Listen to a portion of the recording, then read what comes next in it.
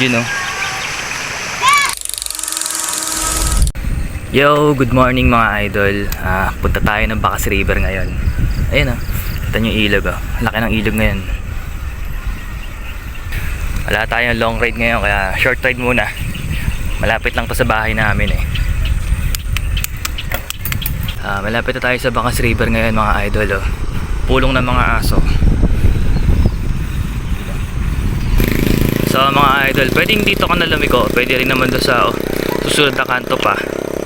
Pero dito na tayo liliko. Medyo rough road lang yung daan dito, kaya ingat lang.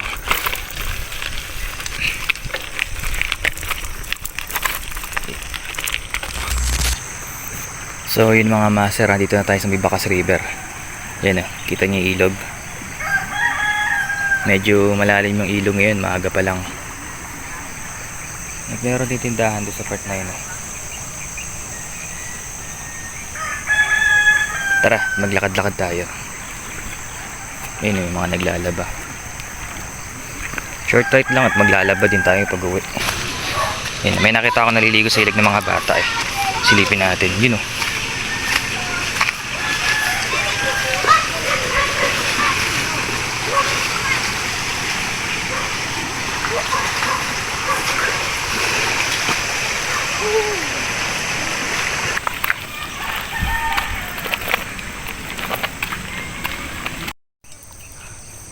So yun mga master, dito na tayo sa may batong malaki sa Bacas. Ayun doon nga pala yung daan papuntang Kanyakan. Yun mamaya pupunta tayo ng Kanyakan, lapit lang tayo dito konti. So yun mga master lapit na tayo.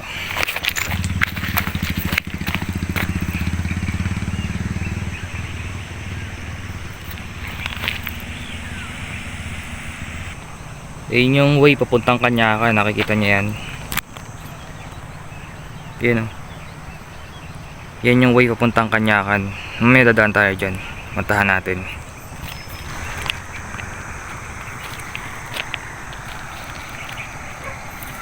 So ito na yung Bacas River ngayon. Wala pa ganong tao maaga pa. Yan dito yung part na medyo malalim, kaya ingat lang kayo dyan. Ayun medyo malalim yung part na yan. Lapit lang tayo, pakita natin yung tubig. Master, napakalino ng tubig may buteti po. Yan mga master, andino ng tubig dyan.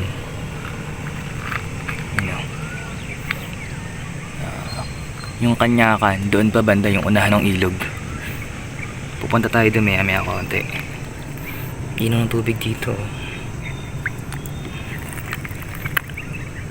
Dito mukhang malalim to. Hindi umaagos yung tubig tahimik. Tsaka pansinin nyo yun ito master, papakita ko lang.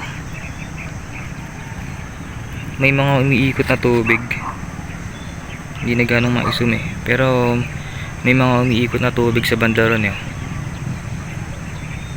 siguro yung nanghihigop din pag di ka sanay lumangoy.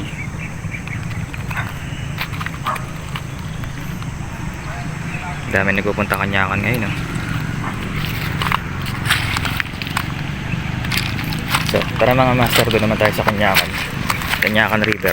Tara, let's go.